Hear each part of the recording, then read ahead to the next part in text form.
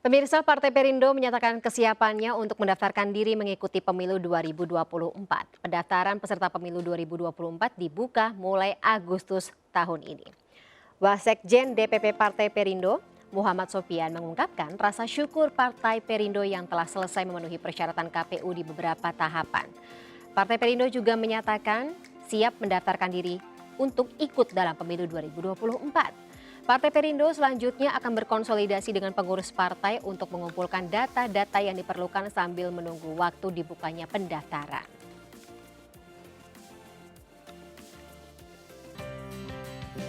Tentu motivasi ketua umum yang sangat luar biasa dengan motivasi kerja keras teman-teman untuk mempersiapkan ini. Kita alhamdulillah sudah selesai pada tahapan itu. Pada hari ini kita lagi mempersiapkan bagaimana data-data tersebut kita masukkan ke Sipol sesuai dengan permintaan KPU.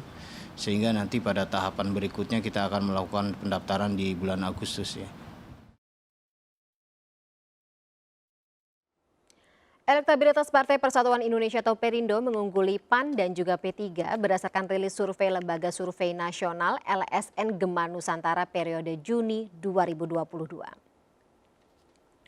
Hasil survei menyatakan Partai Perindo berhasil mengungguli dua partai parlemen yakni PAN dan P3, di mana Partai Perindo menduduki peringkat ke-8 dari 16 partai yang ditampilkan. Partai Perindo menduduki peringkat ke-8 elektabilitas partai dengan perolehan 3,4%, sedangkan dua partai parlemen yang disebutkan sebelumnya tidak mampu menyentuh angka 3% dengan diantaranya PAN 2,6% dan P3 1,9%. Survei LSN dilaksanakan pada 10 sampai 24 Juni 2022 di 34 provinsi di seluruh Indonesia. Jumlah sampel sebanyak 1.500 responden yang diperoleh melalui teknik pengambilan sampel secara acak bertingkat, multi-stage random sampling. Pengumpulan data dilakukan melalui teknik wawancara tatap muka dengan responden dipandu dengan kuesioner dengan ambang kesalahan atau margin of error sebesar kurang lebih 2,53% dengan tingkat kepercayaan atau level of confidence 95%. Validasi data mengacu pada data kependudukan yang dikeluarkan Biro Pusat Statistik.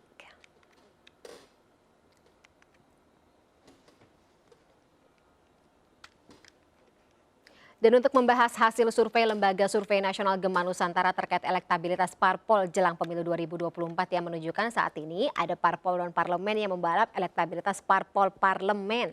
Kita langsung membahasnya dengan Yusuf Lakaseng selaku Ketua DPP Partai Perindo bidang organisasi dan kaderisasi. Selamat sore Bang Yusuf. Selamat sore Mbak. Cerah nih tampaknya Bang Yusuf ya mendengar hasil dari survei barusan. Ya ini nutrisi politik bagi Perindo untuk bekerja lebih giat lagi gitu ya. Reaksinya seperti apa Bang kalau dari Partai Perindo sendiri terkait dengan hasil survei terakhir ini? Ya ini sesuai dengan harapan kami di dalam karena kita juga melakukan survei internal secara berkala, tidak jauh berbeda. Artinya konfirmasi bahwa apa yang kami kerjakan itu tepat adanya, ya programnya itu menyentuh konkret bermanfaat bagi rakyat. Kami menghadirkan Perindo sebagai partai modern yang inklusif, ya, yang menggunakan perangkat digital untuk mensosialisasikan ide-ide dan gagasannya. Dan kita dilihat oleh publik ada diferensiasi, ada pembeda dari partai lain. Kemudian menghindari gimmick-gimmick yang sifatnya elitis, kita mau turun ke bawah, melaksanakan program konkret membantu masyarakat, dan itu manfaatnya bisa menyelesaikan kemiskinan struktural, sehingga keluarga-keluarga di Indonesia merasa bahwa Partai Perindo asas kemanfaatannya besar bagi mereka. Nggak perlu ikutan gimmick-gimmick elitis tadi seperti itu ya kata Bang Yusuf ya. Walaupun dengan memperhitungkan margin of error 2,53% ya Bang Yusuf ya. Katakanlah ini sudah menunjukkan ada citra yang memang terjadi di lapangan terkait dengan elektabilitas Partai Perindo. Ya, dari angka 3,4% yang dipotret oleh LSN tidak jauh berbeda dengan Litbang Kompas misalnya, itu memperlihatkan bahwa kalau hari ini pemilu jika dihitung dengan margin of error sih sebenarnya insya Allah Perindo sudah ada di dalam parlemen ya. Jadi kita optimis ya, masih ada 18 bulan lagi. Kita yakin awal tahun depan kita sudah di atas angka 4%. Jadi ini adalah satu perjalanan yang positif. on the track ya. Kami tidak berpuas diri tentunya. Justru kami akan makin melipat gandakan ya bantuan modal dan gerobak yang menjadi ikon Perindo untuk membantu rakyat dari kesusahannya. Akan terus kami lipat gandakan, kami banyakkan, kami edar di seluruh Nusantara, ditambah dengan kegiatan-kegiatan sosial yang lain, memperkuat struktur, dan tentunya adalah caleg-caleg yang harus mumpuni, yang berkualitas, yang ketokohannya itu adalah mereka yang dikenal dan dipercaya oleh masyarakat. Saya kira kombinasi dari semua akan menghasilkan Perindo ada di Parlemen 2024. Nah, berarti bicara mengenai caleg sudah dikumpulkan dong ya Bang Yusuf ya, caleg-caleg, calon-calon atau sosok-sosok yang kira-kira ini akan lebih menarik perhatian masyarakat terhadap Partai Perindo? Ya, caleg kan sudah sejak lama ya kita ini dengan konvensi rakyat ya, menggunakan mekanisme atau perangkat digital, kami mengundang publik, siapapun kalian yang ingin membangun Indonesia untuk lebih sejahtera, ya, ayo bergabung di Partai Perindo. Kalau kalian yang ingin menjadi caleg DPR RI, tidak perlu khawatir lagi, Partai Perindo tidak akan lolos ke Senayan. Survei ASN, survei Litbang Kompas sudah mengkonfirmasi bahwa Perindo sudah ada di Senayan, Jakarta. Gitu. Oke, nah kalau misalnya kita hitung-hitung ya Bang Yusuf, melihat bagaimana pertambahan bulan, kemudian juga pertambahan angka elektabilitas tersebut, akhir tahun ini kalau misalnya kemarin sempat hitung-hitungan sedikit, bisa mencapai target melewati ambang batas. Cukup optimis, betul? Seperti itu Partai Perindo sendiri?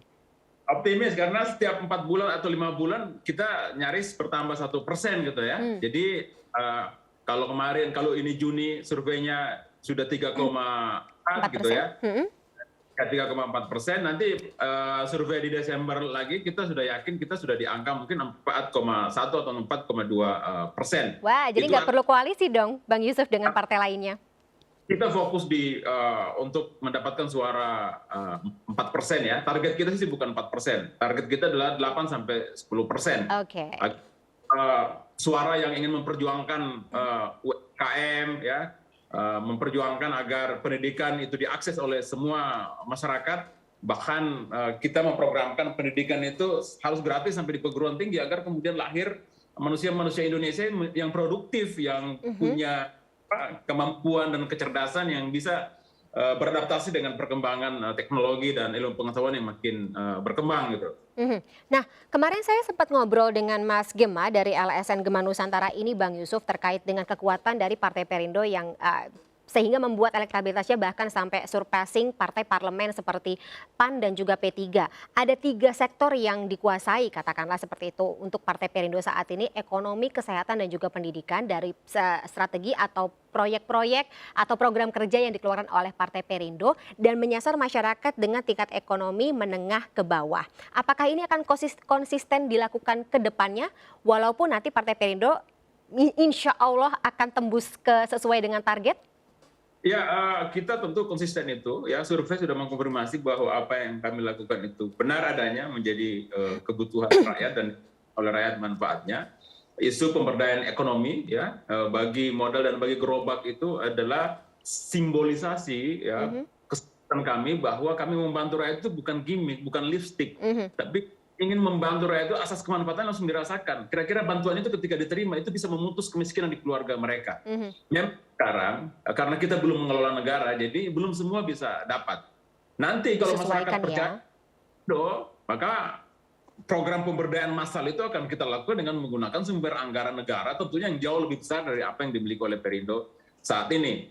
Nah, yang berikutnya adalah soal pendidikan. Seperti saya bilang tadi, perguruan tinggi bahkan harus gratis. Kemudian soal kesehatan, agar kemudian lahir masyarakat Indonesia yang sehat, yang cerdas, sehingga etos kerjanya bagus dan baik. Karena sekarang ini tidak hanya perlu bisa bekerja, tapi harus bisa berinovasi karena persaingannya ketat, bukan hanya di tingkat nasional tapi juga di tingkat global. Nah, itu yang akan diciptakan oleh Perindo, manusia produktif Indonesia yang bisa mensejahterakan dirinya, keluarganya, dan seluruh masyarakat bangsa dan negara. Nah, kalau kalangan yang lain, Kang, atau Bang Yusuf, terkait dengan kalangan atau calon pemilih yang nantinya akan ikut dalam kontestasi atau pesta politik 2024, seperti pemilih dari ekonomi menengah ke atas atau mungkin milenial seperti yang muda-muda yang kita tahu aktif sekali di media sosial? Saya kira kalau kalangan yang kelas menengah ke atas kita nggak perlu urus lagi, Mbak. Mereka udah makmur kan. Nah, yang kita urus adalah menengah ke bawah. Itulah yang kami maksudkan bahwa politik itu harus ada keberpihakan. Nah, Perindo menyampaikan pesan dari program-program yang dilakukan selama ini. Kita mau menyampaikan pesan kepada publik bahwa kami berpihak loh kepada masyarakat yang ekonomi lemah, ya. Nah, untuk pemilih milenial dan Gen Z misalnya yang menjadi pemilih mayoritas, bahkan bukan 2024 jumlah mereka itu signifikan sekali, sudah lebih dari setengah bahkan dari populasi pemilih. Saya kira program tentang lapangan kerja itu adalah kebutuhan mereka, pendidikan itu adalah kebutuhan mereka, kesehatan itu adalah mereka, agar kemudian lahir generasi Indonesia itu generasi yang seperti saya bilang tadi, yang cerdas, inovatif, sehat jasmani dan rohani. Jadi ada skala prioritas sendiri begitu ya dari Partai Perindo ya, tidak langsung digebiah-uyah kalau katanya orang Jawa, tapi konsisten kemudian juga fokus pada program kerja yang memang sudah ada dalam rencana seperti itu ya. Itulah yang disebut dengan diferensiasi, itu ada pembeda Perindo dari partai-partai lain. Nah, kalau untuk ajakan koalisi sendiri seperti apa Bang Yusuf? Mungkin ada kisi-kisi, ada bocoran? Ya, koalisi itu pasti akan dengan sendirinya akan terjadi, akan mengerucut karena sepertinya syarat undang-undang itu soal ambang batas pencalonan presiden 20% kursi di parlemen kan tidak berubah. Sudah berbagai macam gugatan ke MK menolak ya. Artinya mau tidak mau nanti akan harus ada koalisi partai.